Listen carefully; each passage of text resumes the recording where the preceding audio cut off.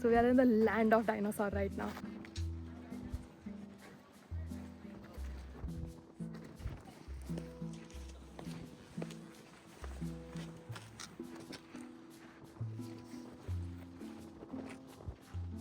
I'm not surprised that Star Wars was shot here.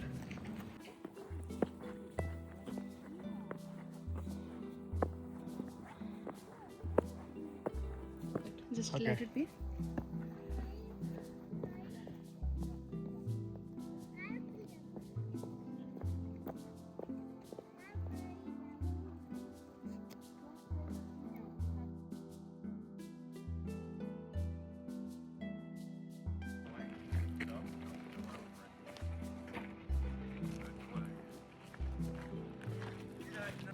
This is our lunch view. The lunch is provided by the tour operator. I think I see 3 Ganpati Bappas here. That's the face and the trunk, the ear, the second, the eyes, the trunk, the face, and this one. I think this is a sign for a good sign. I can't believe I'm going to climb this mountain on the left and see these petroglyphs made by Native Americans 2000 years ago.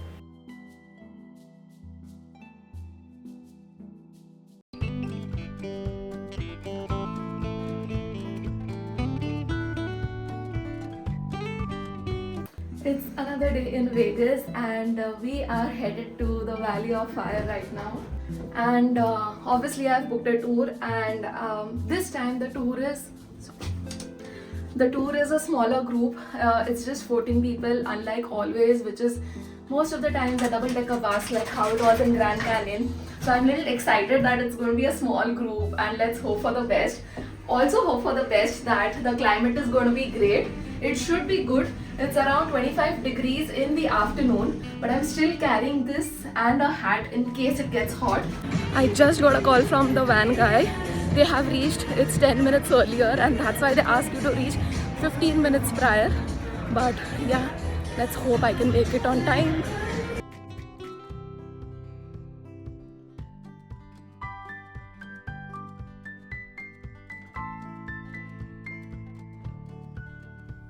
Of course, I made it on time. It was a no-brainer. Someone else from the same hotel, Sahara in Las Vegas, was even more late than I was. Our next stop was in Old Vegas, and I'm so glad because of them I got to see Old Vegas. And the distinction between old and new, you guys have to watch the strip vlog to know a little short history behind it. So this is Old Vegas, and this is the first ever hotel of Las Vegas called the Golden Gate. It really feels extremely surreal to be a part of history and to walk around these historical sites, especially in Vegas. This was hardly 30 to 45 minutes drive to the Valley of Fire State Park. And I really prefer guided tours because the guide was telling us so many stories about the state park, Old Vegas, New Vegas. Nevada is called the Silver State because obviously there's a lot of silver after mining that you get here. There's also a lot of lithium that you get here, which is used for batteries. And what you see on the screen is solar panels. And Nevada provides electricity to all the neighboring states, to California, Arizona, Nevada themselves, of course. And you see all these rugged desert because this is a desert, and this is a place which receives the lowest rainfall in America. This is the first official national state park of Nevada. That is the Valley of Fire. We've reached our first spot, that is the Beehive formation, and the tour guide / driver also helped us with some breakfast.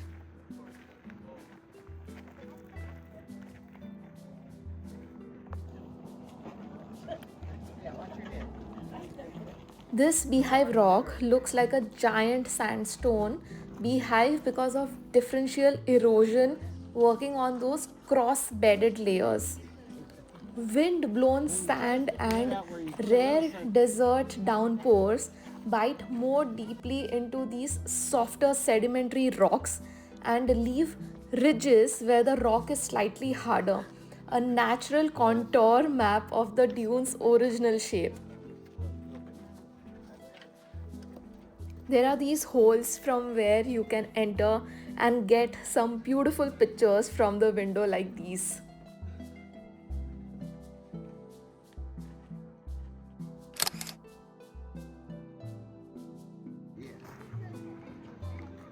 You see how the rock has those rounded edges and little pits on its surface.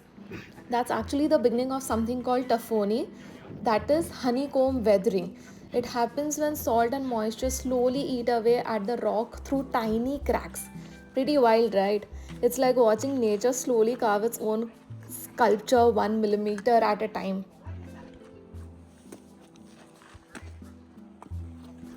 You can climb this and go on top as well. There are no railings, so be sure, but it doesn't look that dangerous as well. You can easily go on top. I was short of time because I was recording and shooting everything. I was in awe of this landscape, so I didn't have the time to go on top. We had 10 minutes over here, which is sufficient, I guess.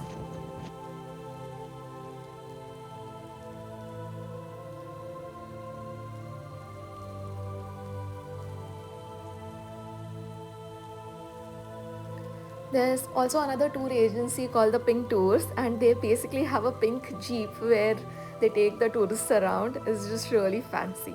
And it is said that if you spot these mountain sheep here, you get very lucky for 30 days. So someone in the van commented that let's buy a lot of suitcases and go in the casino and play tonight. This is what a bathroom break looks here like in Nevada. And what a beautiful picnic spot here. Carry sanitizer with you because there's literally no water here. Thankfully there are tissue papers but no basin as well.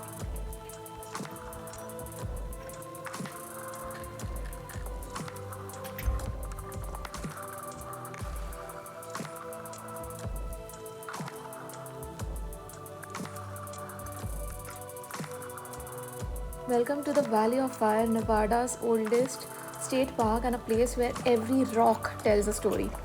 What you're looking at isn't just a red stone, but it's a part of ancient desert that existed nearly 190 million years ago. Now doing the Valley of Fire trek, which is about an hour, and it looks really pretty and exciting. Just check this out.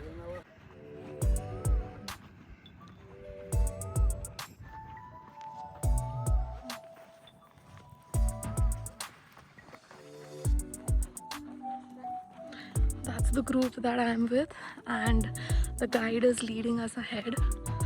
Love the guided tours, they take us to the exact spots, no time waste and to the point. So beautiful.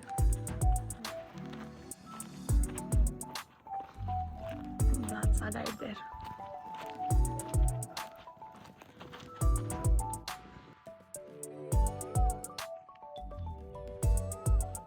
And tour trips also turn out to be the best because on the day, especially when I'm solo traveling. Back then, powerful Jurassic winds piled up massive sand dunes, some of them as tall as buildings. Over millions of years, those dunes got packed down, hardened into sandstone, and then slowly shaped again by wind and rain into the formations that you see today.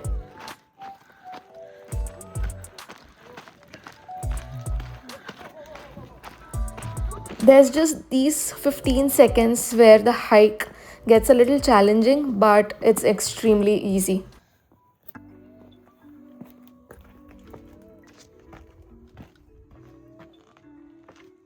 You see that deep red color? No, it's not painted. It's just the iron in the sand getting a serious case of rust. Nature basically gave these rocks a 190 million year old spray tan. And when the iron washes out, the stone goes all pale and classy like the desert's version of biolage.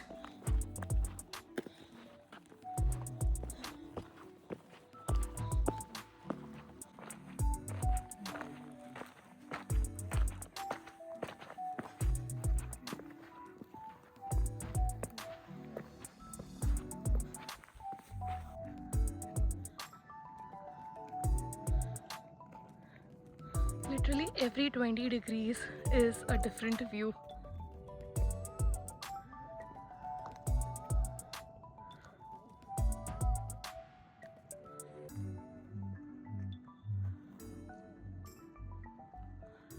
That's where we started our hike from, and all the way here. Just so beautiful.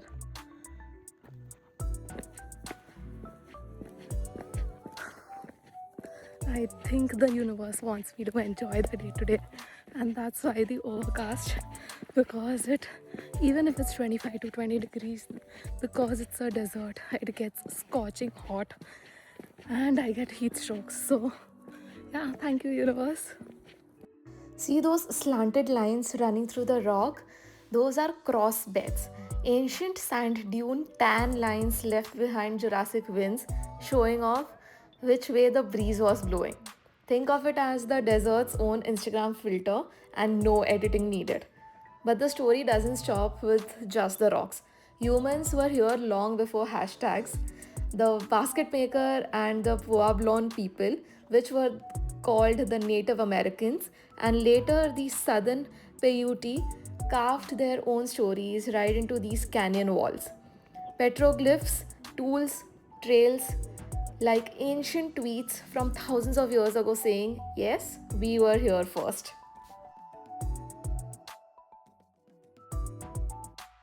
And that's the fire wave. It looks like Mother Nature got artsy and went wild with a giant paintbrush, red and white strips everywhere. But nope, no one snuck in overnight with a roller and a paint can. Those strips are actually ultra thin layers of sand, each a slightly different shade because ancient dunes couldn't decide on one outfit. Those curvy S lines, that's basically the desert's diary, showing how the wind was blowing millions of years ago. Talk about old school climate data. And if you look closely, you'll spot tiny ripples and baby sand slides frozen mid drama. I just literally cannot stop taking pictures. I mean, how many will I take? What all things will I take? Every corner is so beautiful and picture perfect. All the waves, the textures are extremely gorgeous. So of course the erosion and wind, they have a big part here because it's a desert, and with no rainfall at all, this is the texture over millions of years. I'll leave the link of this tour in the description box below in case you want to book this. And I absolutely feel that you should come here with or without a tour. And as for the wave shape, I'm standing on what used to be a downhill side of a massive dune where sand constantly slipped and piled up neatly. Then erosion came along, did a little carving magic, and voila, we got nature's version of croissant. Flaky layers, beautiful swirls, and zero calories.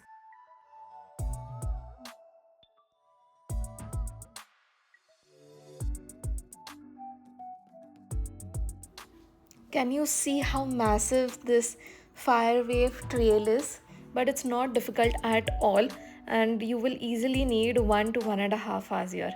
Just look to my left. This tour is of couple of hours and you can come here during sunset. Also, I'll link that tour in the description box below. I mean, the sunset tour also is in the description and it doesn't happen every day. So plan your calendar accordingly after seeing its schedule.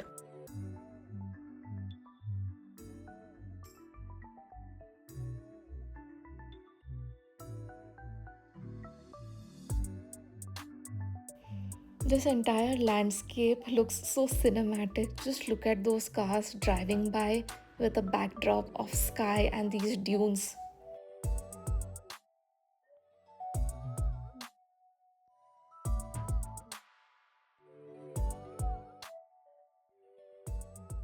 Our next stop is Silica Dome, basically the park's giant white show of rock. It gets its color from having super pure quartz. So think of it as a clean eating cousin of a red sandstone around it. That sharp line where the white turns red, that's chemistry throwing shade. Ancient groundwater literally washed the iron out of some layers and dumped it into the others. Hollywood loves this contrast. It's been in Star Trek, Generations, and a bunch of shiny car commercials. Because honestly, when you've got natural red and white cliffs glowing in desert sunlight, you don't need special effects. But here's the real star of the show. I am standing on what used to be the top of sand dune frozen in time. This wind carved and stacked those layers just right. And millions of years later, erosion peeled back the rock so we can still see which way the breeze was blowing back in the Jurassic time.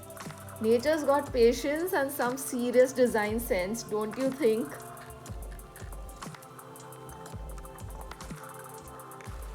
Oh, and we spotted these mountain sheep again. Guess who's getting luckier for another 3 days? It is very difficult to spot them, so having a tour guide was really helpful that I could spot them, and I really doubt if any people in the bus could also spot them easily. These are the seven sisters, basically the last seven drama queens, standing from what used to be one big sandstone wall. Over time, wind and flash floods picked every crack and weak spots until the wall crumbled, leaving just these tall, proud survivors.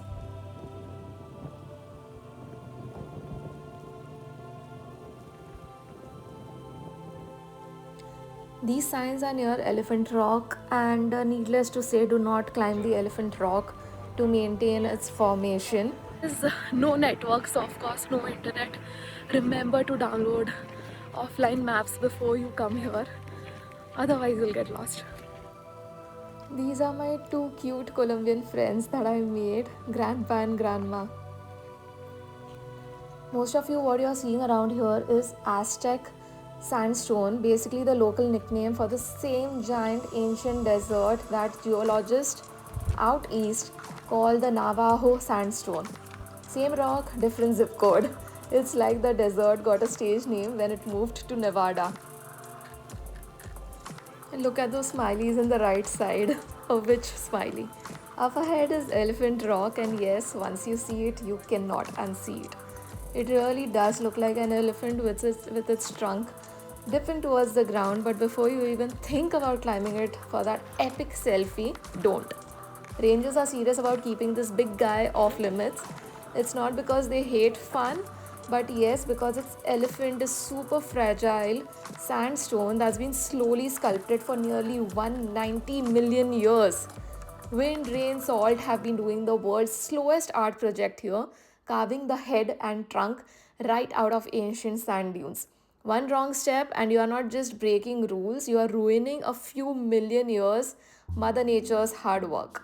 So admire it from a distance, grab that photo, and let the elephant keep its dignity. This is the next shop called The Cabins, built in 1930s by the Civilian Conservation Corps, basically a group of hardworking young boys who were the original park rangers meets DIY crew. They use the local red sandstone so the cabins blend right into the desert like nature's Airbnb, just without the cleaning fee. And look up, the ceiling, not drywall, just rough slabs of rock still holding up after nearly a century of brutal desert sun. And curious tourists. And those little windows, not for the view, but for you to take pictures, and a prehistoric air conditioning. The hot air escaped and sun poured in, and suddenly you've got nature's version of ring light.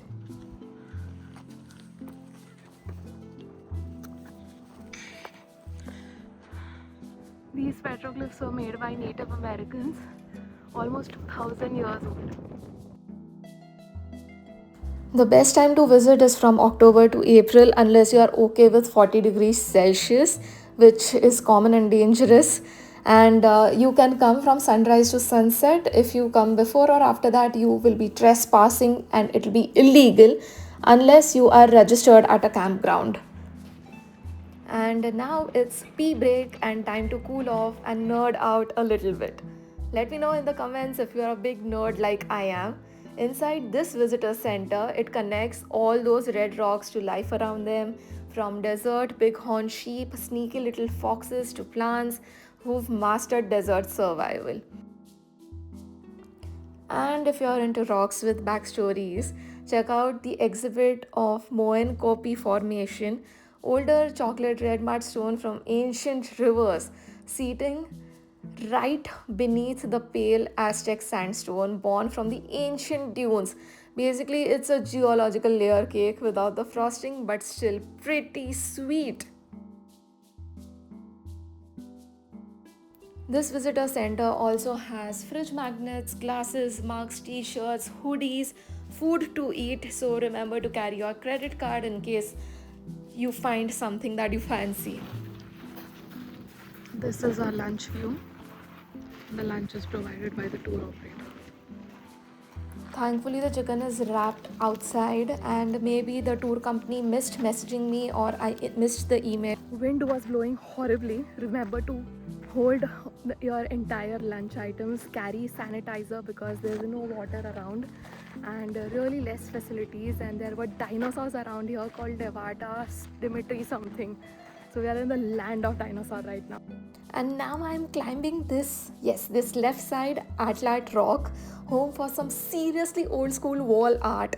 The word Atlat says Atlate means spear thrower, kind of the prehistoric version of baseball pitching machine, and it let ancient hunters fling their spears way farther, way faster.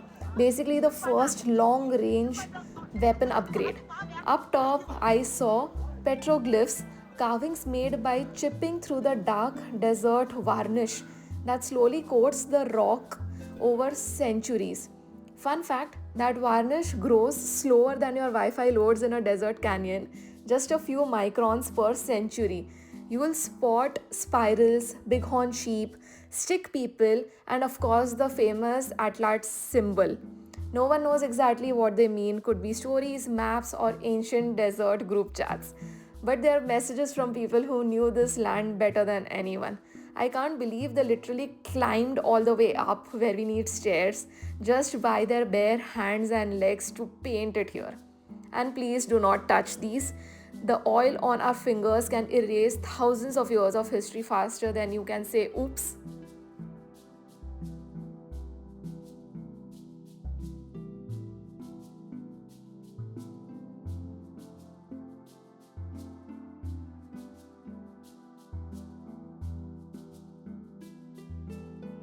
This is our last stop for the washroom before we head to Vegas, and this tour has had multiple washroom stops.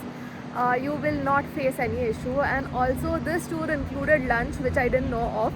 I should have added my vegetarian option, but because I didn't, there was only chicken option for me. And yeah, and this was the cheapest tour. You can see other options on Get Your Guide and on the internet, but this is the cheapest tour that you have, including lunch, for this tour, the Valley of Fire tour.